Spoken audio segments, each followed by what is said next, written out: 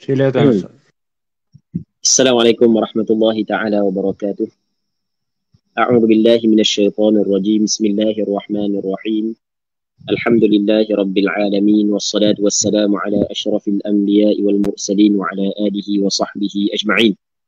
Allahumma rabbi shrah li sadri wa yassir li amri wahlul 'uqdatam min lisani yafqahu qawli wa la hawla wa la quwwata illa billahil 'aliyyil 'azim.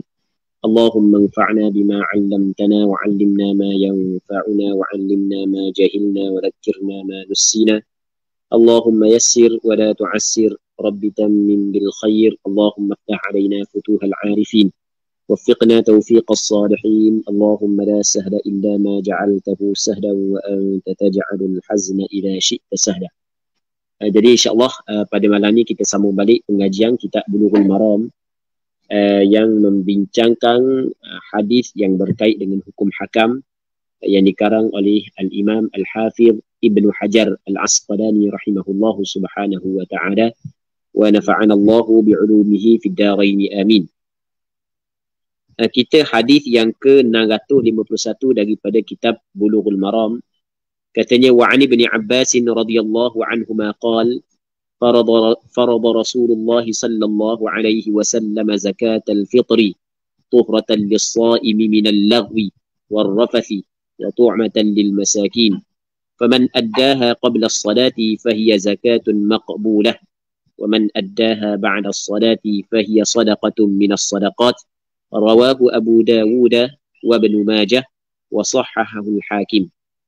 Maksudnya daripada Abdullah bin Abbas radhiyallahu ta'ala anhuma, katanya Rasulullah sallallahu alaihi wasallam telah mengfardukan zakat fitrah untuk menyucikan diri orang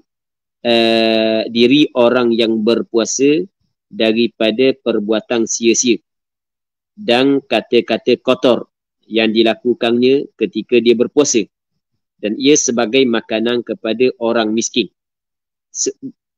Barang siapa yang mengeluarkannya sebelum daripada sembahyang, maka ia adalah zakat yang diterima. Dan barang siapa yang mengeluarkannya sesudah solat hari raya, akan dianggap sebagai sedekah biasa. Hadis riwayat Imam Abu Dawud, Imam Ibn Majah, dan dinilai sahih oleh Imam Hakim An-Naisaburi. Muslimin muslimat yang dirahmati oleh Allah Subhanahu wa taala. Kita masih lagi dalam perbincangan berkenaan dengan zakat al-fitr. Yang mana antara perkara yang diwajibkan kepada kita adalah zakat. Zakat dia ada zakat yang berkait dengan harta dan zakat yang berkait dengan tubuh badan. Zakat yang berkait dengan tubuh badan adalah zakat al-fitr. Jadi maksud dengan zakat yang berkait dengan tubuh badan adalah ketika mana seorang tu dia masih lagi hidup, dia sempat penghujung Ramadan dan awal Syawal, permulaan Syawal, maka wajib dia kena mengeluarkan zakat fitrah. Wajib dia kena mengeluarkan zakat fitrah. Baik, ataupun zakatul fitr. Yang mana dalam hadis ni Abdullah bin Abbas menceritakan bahawasanya Rasulullah telah mewajibkan. Maksudnya kewajipan zakat fitrah adalah kewajipan yang datang daripada Rasulullah, daripada utusan Allah Subhanahu wa taala, datang daripada Nabi Muhammad sallallahu alaihi wasallam sebagai utusan Allah. Kita pada hari ini tiada siapa pun yang boleh, tiada siapa pun yang mampu dan boleh menetapkan hukum, tidak boleh. Yang mana penetapan hukum sebenarnya mesti datang daripada Allah dan Rasul. Kita pada hari ini hanya menceritakan hukum yang datang daripada Allah dan Rasul. Kita sebagai hamba Allah Subhanahu wa taala menjadi kewajipan kepada kita mengetahui hukum yang diwajibkan kepada kita dan beramal dengan hukum tersebut. Baik, jadi apa hak yang disebut di sini bahawasanya Rasulullah mewajibkan zakat al-fitr. Jadi bermakna kewajipan zakat al-fitr bukan datang daripada ulama. Jadi ulama dia tidak ada hak untuk meletakkan hukum. Ulama siapa pun dia, hebat lagu mana pun dia tidak ada hak untuk meletakkan hukum. Cuma dia meletakkan hukum adalah berpandukan kepada Al-Quran dan Hadis. Jadi bagaimana hak yang mereka itu fahami daripada Al-Quran dan Hadis. Tapi penghujungnya adalah Al-Quran dan Hadis. sama ada melalui dalil yang khusus ataupun dalil yang umum. Baik, muslimin muslimat yang dirahmati oleh Allah Subhanahu wa taala. Jadi Rasulullah sallallahu alaihi wasallam mewajibkan zakat al-fitr. Yang mana kalau kita tengok hikmah hikmah kefarduan zakat al-fitr adalah yang pertama, yang pertamanya adalah untuk menyucikan orang yang berpuasa itu daripada perkara yang sia-sia. Kita pada bulan Ramadan, walaupun kita berpuasa, walaupun kita dalam ibadat, banyak kita melakukan perkara yang sia-sia. Kalaulah para sahabat Rasulullah sallallahu alaihi wasallam ada melakukan perkara yang sia-sia, maka lebih teruk lagi kalau kita lebih teruk lagi melakukan perkara yang sia-sia. Dan hak yang lebih teruk lagi di kalangan orang Islam adalah tidak puasa terus. Ni hak yang puasa. Hak yang puasa pun melakukan perkara yang sia-sia. Maka Allah Ta'ala mewajibkan zakat al-fitr. Yang pertamanya adalah untuk menyucikan orang yang berpuasa daripada perkara yang sia-sia. Itu makna lagha. Jadi bermakna perkara yang sia-sia, ia mengotori orang yang berpuasa. Tu kita kena ingat. Kita nampak perkara sia-sia je, tak ada benda pun. Main game, duk sembang kosong. Kita nampak gitu je, tetapi sebenarnya perkara tersebut mengotori kita. Sebab kita ni sebenarnya kotor sebenarnya. Tetapi Allah Subhanahu Wa Taala tidak buka aib kita. Kalau Allah Subhanahu Wa Taala buka aib kita, kita tak tahu nak letak mana muka. Kita tak tahu nak letak mana muka kalau Allah Subhanahu Wa Taala buka aib kita. Sebab terlalu banyak kekotoran yang ada pada diri kita. Baik. Jadi Allah Subhanahu Wa Taala menutupi aib kita. Kalau Allah Taala buka tak tahu lah. Mana meyok? Mana tak tahu? Tak tahu nak letak mana muka. Allah Rabbi. Muslimin muslimat yang dirahmati oleh Allah Subhanahu Wa Taala. Maka antara perkara yang Allah Subhanahu Wa Taala jadikan ia menjadi pembersih. Ia menjadi pembersih kepada diri kita adalah berpuasa. Membayar zakat al-fitr.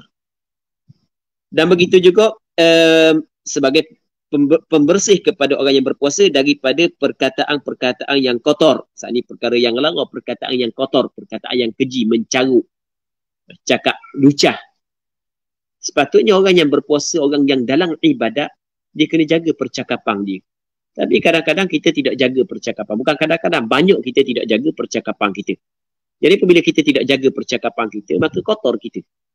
Maka zakat al-fitr adalah pembersih kepada kekotoran tersebut. Dan yang ketiganya adalah wa tu'matan lil masakin. Ia menjadi makanan kepada orang miskin. Kita sepanjang Ramadan kita berpuasa, kita tidak makan. Jadi apabila sepanjang Ramadan kita tidak makan, apabila masuk je 1 Syawal, maka kita telah menutupi, maksudnya kita telah keluar daripada berpuasa, kita masuk dalam berbuka. Maka di sana ada golongan yang tidak mampu untuk makan seperti mana kita makan. Di sana ada golongan susah. Bukan manusia, bukan senang baka. Cuma kesusahan seseorang saat itu kadang-kadang kecuaian daripada dia, kadang-kadang bukan kecuaian. Ada kesusahan kecuaian daripada dia. Ada kesusahan kecuaian. Maksud benda kecuaian, dia mampu untuk berusaha, dia tidak berusaha. Itu dipanggil kecuaian daripada dia. Dan banyak. Sebab itulah, apabila Allah Subhanahu Wa Taala bagi kita 4 kerak tulang, jadi kita kena usaha. Jangan kita hanya berharap kepada orang sahaja, kita kena berusaha. Baik, macam yang Ana tadi, Ana dengar ada satu cerita tadi, orang bagi ceritakan, dia kata ada, dia cerita sekian, dia cerah dah 2 tu, cerah dah dia, sebab dia cerah, sebab tu lelaki dia malah kerja. Okey, itu mana benda? Punca daripada benda kecuaian daripada diri dia. Ada orang yang memang dia tidak mampu untuk mencari rezeki, tidak pandai untuk mencari rezeki. Ada orang oleh kerana kecacatan, oleh kerana masalah, penyakit dan seumpamanya, siapa dia tidak mampu untuk mencari rezeki. Okey, itu tak ada masalah, itu tidak dikirakan suatu kecuaian. Tetapi kalau Allah Ta'ala bagi kekuatan, tapi dia masih lagi cuai dalam mencari rezeki, itu jadi bermasalah lah dia. Cuma dalam masalah, sebenarnya dalam menetapkan orang miskin, ulama fiqh melihat kepada 2 sudut. Yang pertamanya melihat kepada harta yang dimiliki, yang keduanya melihat kepada kemampuan untuk dia bekerja. Kalau dia tidak mempunyai harta tapi dia mempunyai kemampuan untuk bekerja, maka dia termasuk dalam golongan yang kaya. Kaya usaha dia panggil. Dia tidak termasuk dalam golongan miskin. Walaupun pitih, tak ada. Walaupun pitih tak ada, tapi dia mampu untuk berusaha, dia tidak termasuk dalam miskin. Muslimin muslimat yang dirahmati oleh Allah Subhanahu wa taala. Jadi kita di sana ada golongan yang miskin, yang mana mungkin kemiskinan dia saat itu adalah kecuaian daripada dia, mungkin bukan kecuaian daripada dia. Cuma hak yang kecuaian daripada dia tu, kalau mengikut mazhab Imam Syafi'i, bukan mazhab Imam Syafi'i saja. Bahkan kita tengok boleh dikatakan sepakat ulama fiqh, kerana di sana ada hadis yang sahih ketika ada dua orang lelaki mari minta sedekah daripada Rasulullah, sedangkan dua lelaki tu gagah, maka Rasulullah tengok atas bawah, Rasulullah kata dia, kalau sekiranya mung layak dipersilakan. Itu maksud daripada perkataan Rasulullah. Tapi mungkin ingat sedekah ini tidak layak kepada orang hak yang mampu untuk bekerja. Orang hak yang kuat mampu untuk bekerja, dia tidak layak sedekah ni. Sebab itulah ulama melihat juga kepada kemampuan untuk dia bekerja. Muslimin muslimat yang dirahmati oleh Allah Subhanahu wa taala. Benda yang kita nak cerita, bahawasanya ketika kita keluar daripada puasa, maka kita boleh makan. Maka di sana ada golongan hak yang tidak ada benda untuk makan, orang hak yang susah, orang hak yang fakir, orang hak yang miskin. Maka apa hak yang diwajibkan kepada orang hak yang mempunyai makanan yang lebih dengan ketetapan yang ditetapkan oleh syarak, maka wajib dia kena keluarkan makanan tersebut, beri kepada orang tu, supaya dia saat itu kaya untuk hari tersebut. Kaya untuk hari tersebut ni maksudnya hari raya tu, dengan malam raya dia boleh makan. Dia hari raya dia boleh makan. Maksudnya tidak perlu dia susah-susah bekerja, kerana hari raya adalah hari orang bergembira. Baik. Jadi yang ketiga, hikmah yang ketiganya diwajibkan zakat al-fitr adalah sebagai makanan kepada orang miskin. Sebagai makanan kepada orang miskin. Sebab itulah hak yang paling afdal kita keluar makanan. Masalah keluar duit ni kita cerita dah sebelum daripada ni, ulama berbeza pandangan. Jadi kalau kita nak bayar zakat fitrah, kita nak bayar dengan duit ke kita nak bayar dengan makanan? Ulama berbeza pandangan. Majoriti ulama mengatakan bahawasanya lebih afdal, majoriti ulama mengatakan wajib dia kena keluar dengan makanan, tidak sah keluar dengan duit. Namun mazhab Hanafi kata sah keluar dengan duit. Jadi kalau kita tengok majoriti kata tidak sah, maka oleh kerana nak keluar daripada khilaf, maka afdalnya kita keluar dengan makanan, bukan dengan duit. Sebab dalam hadis jelas Rasulullah kata tu'matan lil masakin, sebagai makanan kepada orang miskin. Begitu juga hadis yang sebelum daripada ni yang diriwayat daripada Abdullah bin Umar, yang mana Rasulullah mewajibkan zakat fitr sa'an min tamrin atau sa'an min sya'ir, segantang daripada tamar dan ataupun segantang daripada bali. Tapi kalau bagi orang yang ingin keluar dengan duit, sebagaimana masyarakat kita semua keluar dengan duit, sampai setengah daripada masyarakat kita tak tahu boleh keluar dengan beras sebagai contoh, maka tak ada masalah, bukan salah. Sebab ada pandangan ulama mu'tabar, yang mengharuskan. Tetapi pada asalnya, kalau kita tengok kepada hadis-hadis yang berkait dengan zakat fitr adalah keluar makanan, maka lebih afdal keluar makanan, kerana ia dapat keluar daripada khilaf. Kerana khilaf di antara sah ataupun tidak. Majoriti kata tidak sah, segelintir mengatakan sah. Jadi oleh kerana khilaf di antara sah ataupun tidak, maka afdal keluar makanan.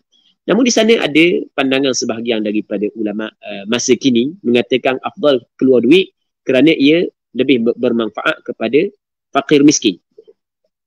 Baik, dia lebih bermanfaat kepada fakir miskin kalau keluar duit. Sebab maksudnya kalau keluar duit, banyak perkara yang dia boleh buat.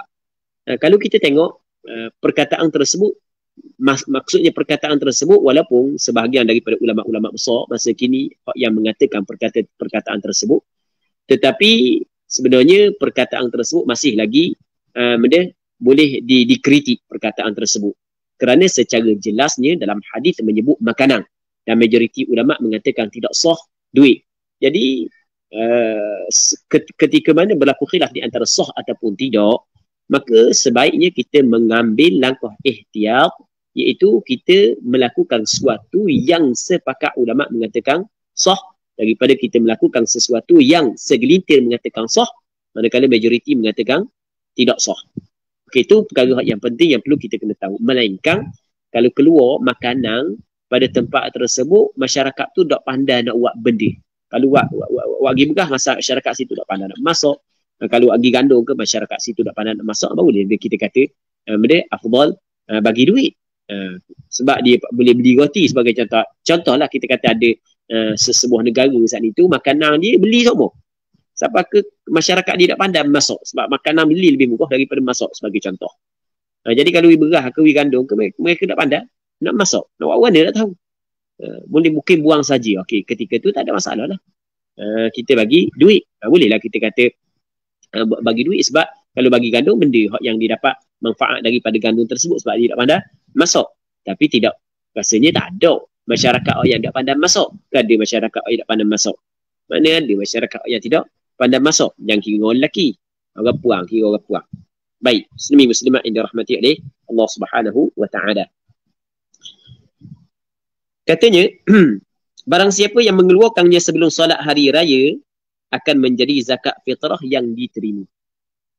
Jadi Rasulullah sallallahu alaihi wasallam meletakkan barang siapa yang keluar sebelum daripada orang menunaikan sembahyang hari raya, maka ia adalah zakat yang diterima.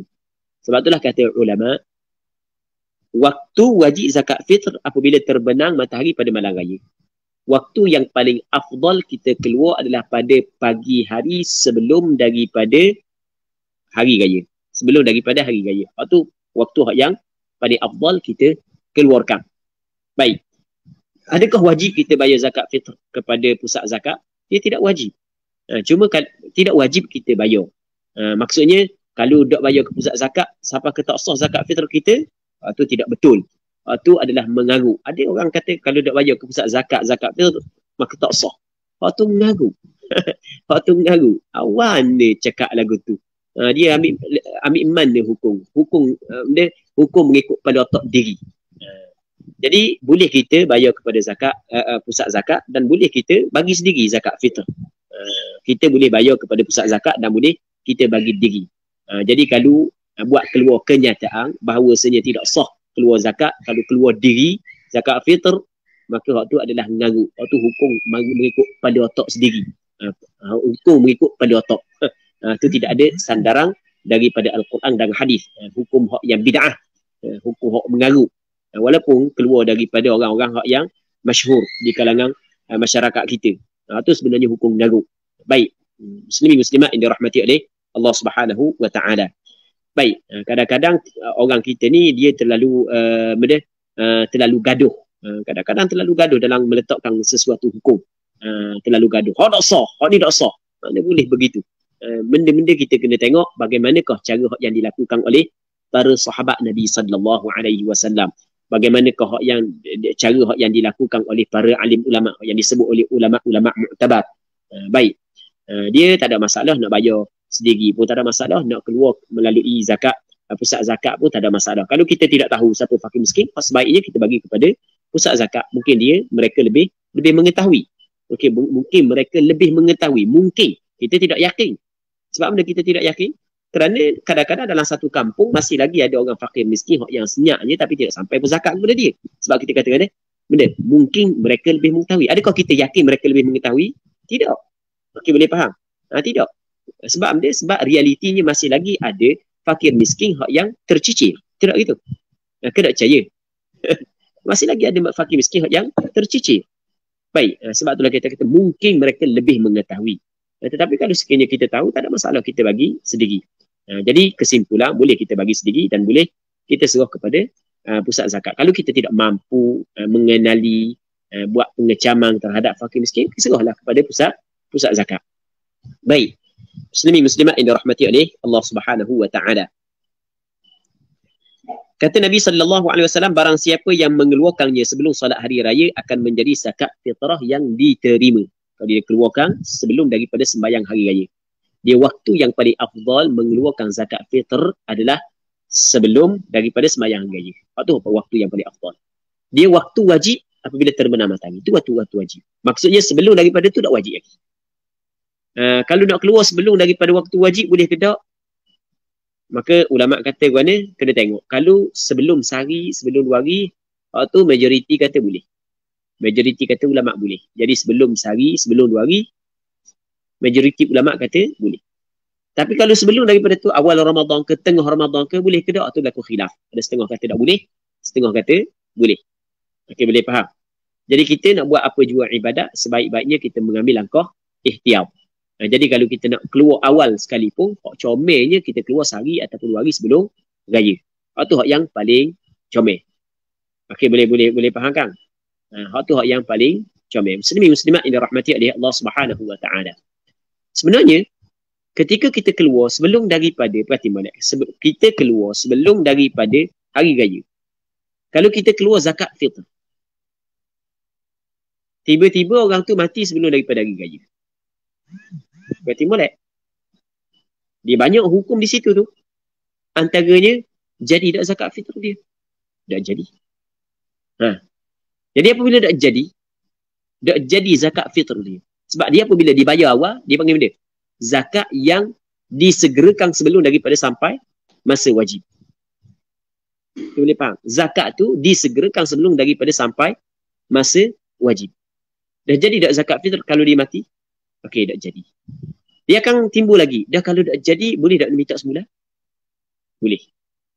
Pula dah. Boleh minta semula.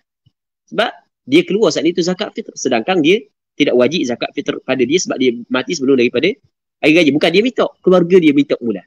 Dia kata nak minta mula, benda piti hak bui puluh ya untuk bayar tu. Hak ayah hamba tu bayar nak minta mula. Okey. Sebab sekarang ni zakat yang diberi sebelum daripada masa wajib. Jadi apabila dia mati, jadi ternyata tak wajib rupanya. Jadi boleh ambil mula. Okey, boleh faham kan? Boleh ambil mula. Dia akan lagi Allah puluh ya kira benda. Masalah puluh ya kira benda kalau ada anak yatim. Ada anak yatim di kalangan ahli waris. Macam mana? Maksudnya ada perbincangan di situ sebenarnya. Ada perbincangan. Jangan main-main juga. Sebenarnya ada perbincangan. Tu. Okey, boleh faham kan? Sebab dia sekarang ni apabila kita bayar awal, jadi kita maksudnya kita mendahulukan pembayaran zakat sebelum daripada sampai masa wajib. Tiba-tiba ternyata tidak wajib. Boleh kita minta semula ke tak? Boleh kita minta semula. Jangan main. Baik. Tapi sebenarnya ada perbincangan lah. Cuma nak khabar secara ringkas sahaja. Jadi, nak keluar sebelum daripada masa sampai masa wajib, nak keluar sebelum daripada sampai masa wajib, kena tengok. Kalau sehari sebelum, 2 hari sebelum, tu majoriti ulama' kata boleh. Tapi kalau sebelum daripada tu lagi, berlaku khilaf. Mazhab Imam Syafi'i kata boleh. Apabila masuk je Ramadan boleh. Kerana zakat fitr adalah wajib bagi orang yang sempat 1 juzuk daripada Ramadan dan 1 juzuk daripada Syawal. Ketika masuk je Ramadan, ada dah salah satu daripada 2 perkara. Ada dah salah satu daripada 2 perkara. Jadi apabila ada salah satu daripada 2 perkara, maka sah. Dia bayar zakat. Okey, boleh faham kan? Sama dengan orang yang ada dah nisab tapi tak cukup haul, boleh dah dia bayar zakat. Sebelum daripada cukup haul. Sama juga permasalahan tersebut. Okey, cuma masa wajib apabila terbenam matahari. Masa paling afdal adalah pada pagi raya. Sebelum daripada tu imam keluar untuk sembahyang hari raya. Sebab itulah sembahyang hari raya disunatkan melewatkan sembahyang hari raya sedikit. Sunatkan lewat, bukan lewat sampai pukul 10. Lewatkan sikit supaya memberi peluang dan ruang kepada orang mengeluarkan zakat fitr pada pagi tersebut. Melewatkan pembayaran zakat fitr selepas daripada sembahyang hari raya, maka di sini ada khilaf di kalangan ulama. Sebahagian daripada ulama kata makruh. Sebahagian yang lain mengatakan harus tapi tak comel. Maksudnya boleh, tak ada masalah, tapi tidaklah seafdal mengeluarkan sebelum daripada hari raya. Sebelum daripada sembahyang raya. Okey. Jadi kita hari raya start daripada keluar fajar hingga terbenam matahari. Itu hari raya. Orang yang paling comel adalah keluar sebelum dia mengeluarkan zakat fitr sebelum daripada sembahyang raya. Hak tu paling comel. Baik. Dah boleh tak dia nak mengeluarkan zakat fitr setelah daripada sembahyang raya? Maka di sini ada sebahagian ulama kata makruh. Ada sebahagian ulama kata makruh. Ada sebahagian ulama mengatakan dak afdal begitu. Tapi tidaklah haram. Dalilnya dalam hadis ni. Rasul kata lagu mana? Wa man addaha ba'da as-sadah fahiya sadaqatun minas sadaqat. Sesiapa yang menunaikannya selepas daripada semayang, maka ia adalah sedekah seperti sedekah yang lain. Maksudnya masih lagi dikirakan sedekah tapi seperti sedekah yang lain. Maksudnya dia tidaklah, pahala dia tidaklah seperti orang yang mengeluarkan zakat fitr sebelum daripada semayang raya. Okey. 2. Yang ketiganya, melewatkan pengeluaran zakat fitr sehingga terbenam matahari pada hari raya, hukum dia adalah haram. Kalau dia saat itu sengaja, tanpa sebarang keuzuran, hukum dia adalah haram. Tak boleh. Berdosa. Baik. Jadi orang tu, tak bayar zakat terah. Dah apa awak tak bayar? Nanti dulu esok gaduh mana kok. Bukan boleh kita jalan pun. Duduk di rumah dulu megay dulu dah habis lagi megay kata dia ni.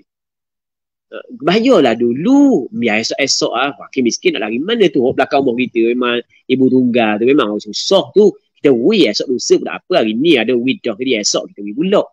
Tak boleh. Jangan kita alasan dah orang ada widah hari ni kan, kenyang dah dia hari ni dia esok pulak. Tak boleh.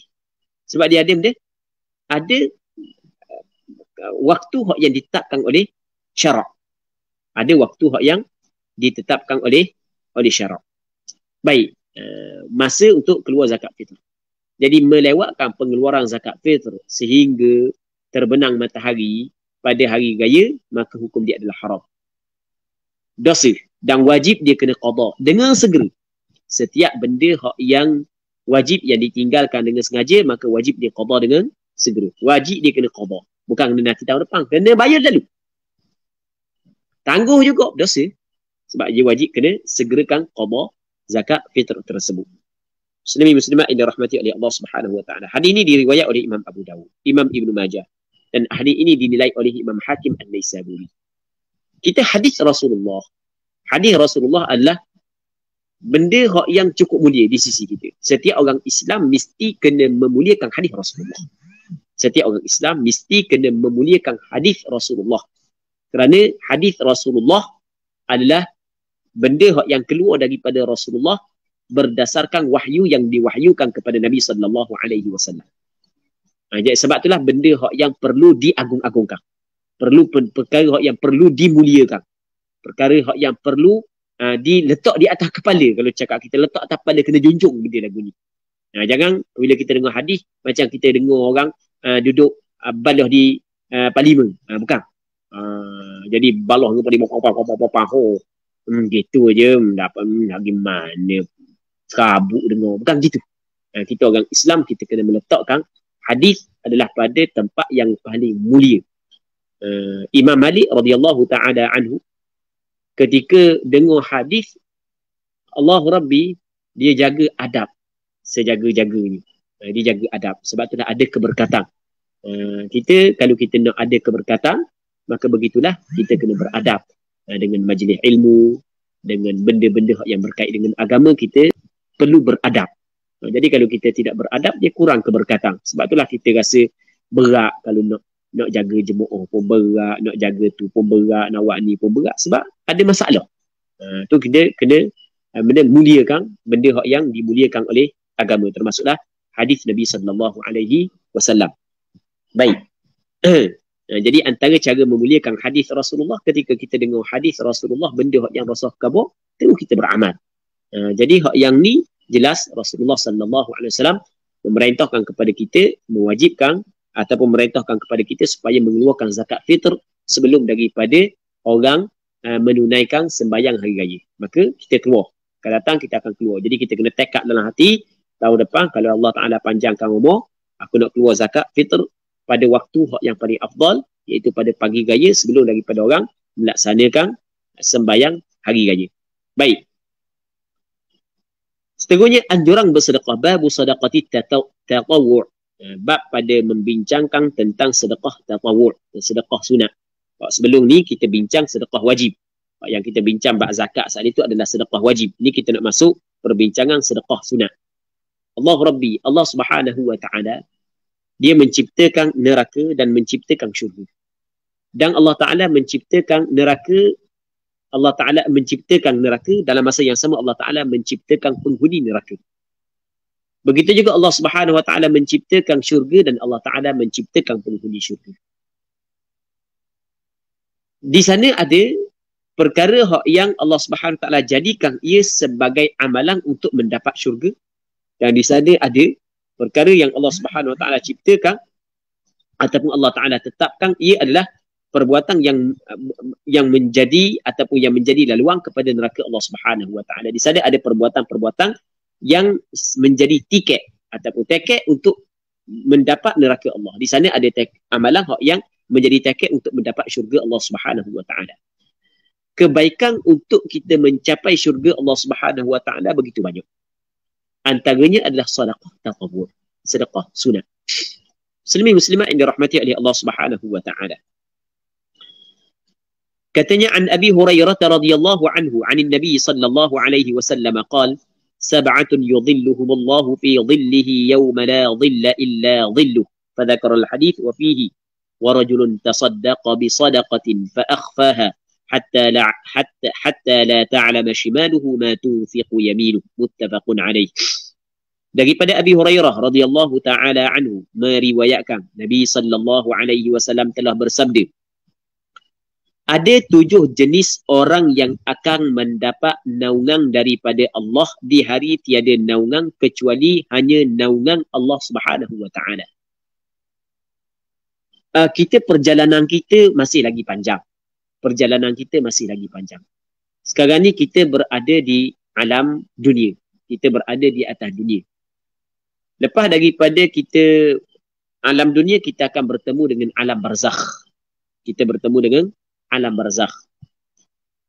Lepas daripada alam barzakh, kita akan melalui alam mahsyar. Kita akan dihimpunkan di padang mahsyar, tempat yang akan dihimpun seluruh manusia. Seluruh jin dan manusia. Baik. Lepas tu, barulah akan diputuskan sama ada ke syurga ataupun ke neraka. Dan benda ni akan dilalui oleh setiap daripada kita. Sama ada kita nak ataupun tidak. Sama ada kita ingin ataupun tidak, mesti kita kena lalui benda ni. Yang penting kita sekarang ni, kita mesti kena buat tanggungjawab kita. Kita kena mempersiapkan bekalan-bekalan yang kita akan guna di hari akhirat nanti. Muslimin muslimat yang dirahmati oleh Allah Subhanahu Wa Taala. Di padang mahsyar, hamba-hamba Allah Subhanahu Wa Taala kedudukan dia berbeza. Ada orang yang berada dalam tempat yang ataupun berada dalam kawasan yang baik, dan ada orang yang berada dalam kawasan yang tidak baik. Ada orang di padang mahsyar, orang yang berada dalam kesusahan, ada orang yang berada dalam kesenangan. Tidak sama. Baik. Jadi kita pada hari ini, orang Islam dia dengar belaka benda ni. Dia percaya belaka benda ni. Cuma kekuatan untuk beramal, itu bukan semua orang ada. Kekuatan untuk beramal bukan semua orang ada. Ada orang Allah Ta'ala bagi kekuatan kepada dia untuk beramal, untuk mengumpulkan bekalan-bekalan yang akan dia guna selepas daripada dia meninggal dunia. Dan di sana ada orang dengar siang malam, tapi tidak terdetik dalam hati dia untuk mempersiapkan. Bukan dia tidak tahu. Dia tahu. Dia akan pergi. Dia akan tahu. Dia akan tinggal belaka. Allahu Rabbi, harta benda, anak pinak, bini, semua kita tinggal belaka. Kita bawa amalan kita sahaja. Bukan kita tak tahu. Kita tahu. Kita yakin. Tetapi berapa ramakah dari kalangan kita yang betul-betul membuat persiapan untuk menghadapi hari kematian? Berapa ramai di kalangan kita? Baik. Yang mana persiapan tersebut adalah dengan orang yang jauh daripada Allah, mesti dia kena dekatkan diri kepada Allah. Benda orang yang melakukan maksiat, mesti dia kena bertaubat kepada Allah Subhanahu Wa Taala, meningkatkan amalan-amalan kebaikan dia. Baik. Dalam hadis ni, Nabi sallallahu alaihi wasallam menyebut bahawasanya di sana ada 7 gunungan. Yang mana 7 gunungan ni Allah Ta'ala akan meletakkan dia di bawah teduhan. Jadi perkataan teduhan, jadi bermakna dia saat itu duduk dalam kawasan yang tidak panas. Dan kita dapat faham bahawasanya di sana ada kelompok yang lain dia berada di bawah panas. Tu kita kena faham begitu. Maka kita kena fikir kita sekarang ni kita dengar hadis ni dan kita akan pergi belaka dan kita kena fikir diri kita. Kita ni agak-agak kita duduk dalam golongan mana? golongan orang berada di bawah panah yang terik ataupun golongan yang orang yang berada di bawah teduhan. Panah di padang mahsyar dia tidak sama dengan panah di atas dunia. Dalam hadis menyebut bahawasanya matahari dekat dengan kepala sekadar mil. Mil ni dalam bahasa Arab ada makna sebatu, lebih kurang dalam 1.6 km. Dan ada makna dia sebatang celok. Sebatang celok tak panjang mana, sejekal lah lebih kurang. Dekatnya matahari dengan kepala. Allahu Rabbi panah. Kita ni matahari dengan kita tak tahu berapa juta kilometer, tapi tekah musim panas berasak rasa kepala. Kita tak tahu. Memang cukup panas di sana. Sehingga kan ada sebahagian daripada hamba Allah tenggelam dalam peluh. Tenggelam dalam peluh. Ada sebahagian daripada hamba Allah peluh sampai ke lutut, peluh sampai ke pusat. Ada orang tenggelam dalam peluh. Cukup panas.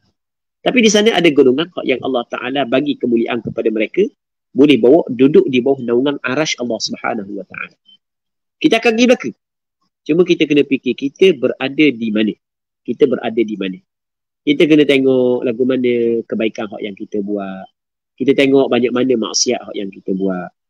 Baik, kebaikan yang kita buat, aku tengok pula sempurna ke dok kebaikan yang kita buat. Kadang-kadang kita tertipu dengan kebaikan yang kita buat, kita anggap macam sempurna tapi pada hakikatnya belum lagi sempurna.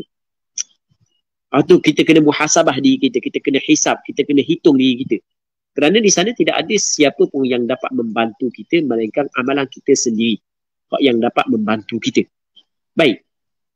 Tengok kata Nabi SAW dalam hadis ni, ada 7 golongan yang Allah Subhanahu Wa Ta'ala akan teduhkan dia, letakkan dia di bawah teduhan arash Allah Subhanahu Wa Ta'ala. Pada hari yang tidak ada teduhan melainkan teduhan Allah Ta'ala. Dia dhilluh maksudnya teduhan Allah.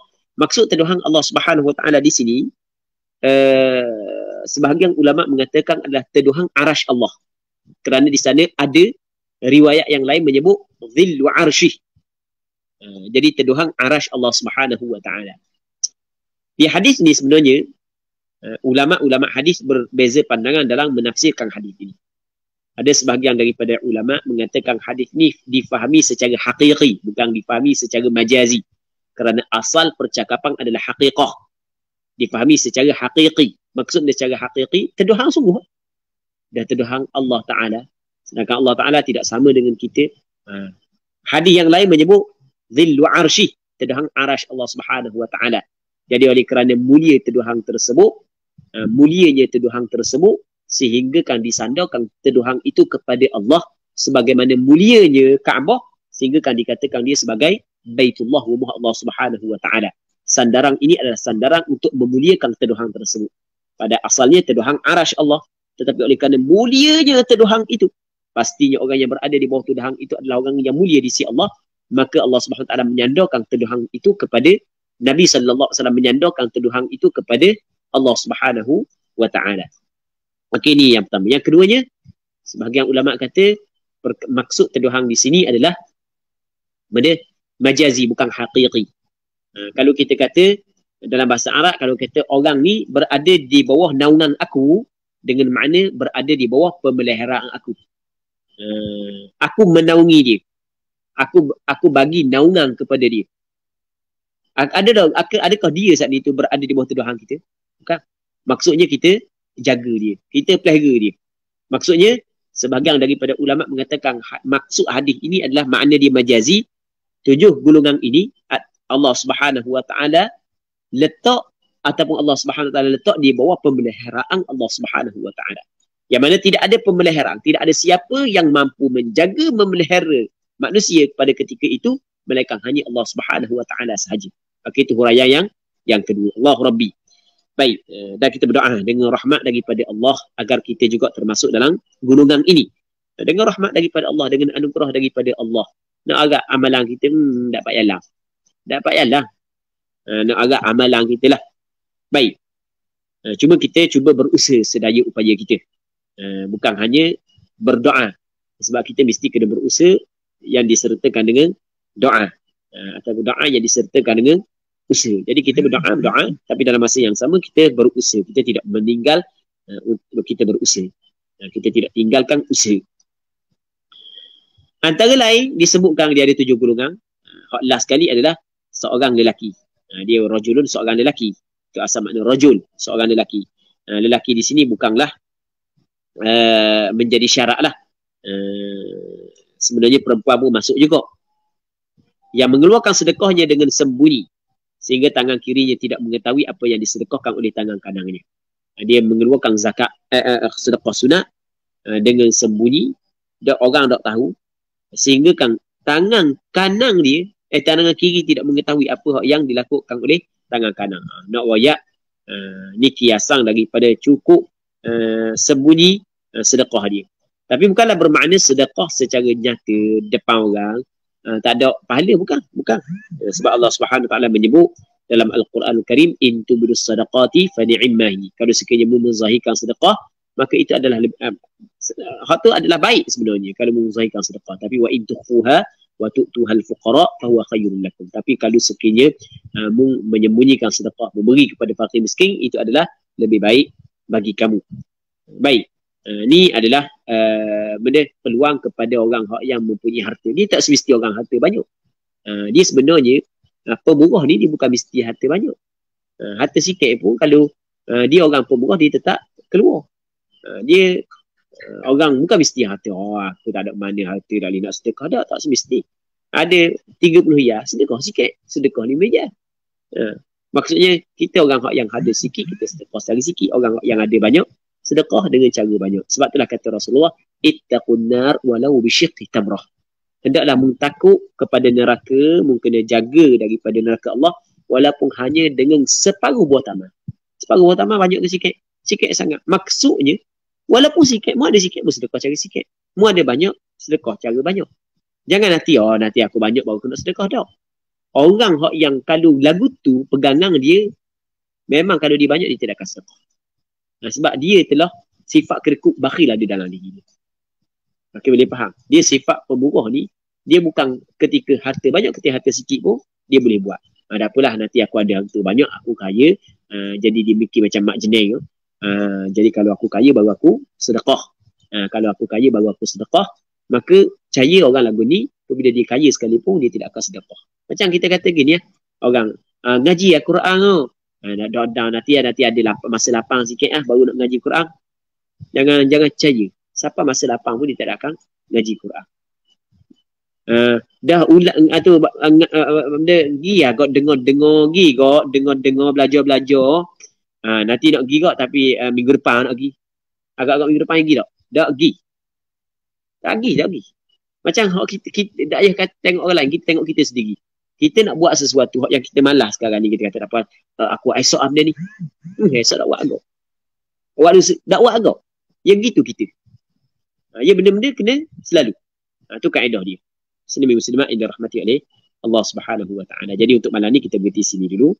Kita berdoa kepada Allah agar Allah Subhanahu Wa Taala mengampun dosa kita, memaafkan kesilapan dan kesalahan kita, menutupi kesalahan dan keaiban kita, dan semoga Allah Subhanahu Wa Taala memberi kekuatan kepada kita untuk kita beramal dengan apa yang kita bincang pada pada malam yang mulia ini. Wallahu Subhanahu Wa Taala a'la wa a'lam. Sallallahu ala sayyidina Muhammad wa ala alihi wa sahbihi ajma'in. Walhamdulillahi rabbil alamin.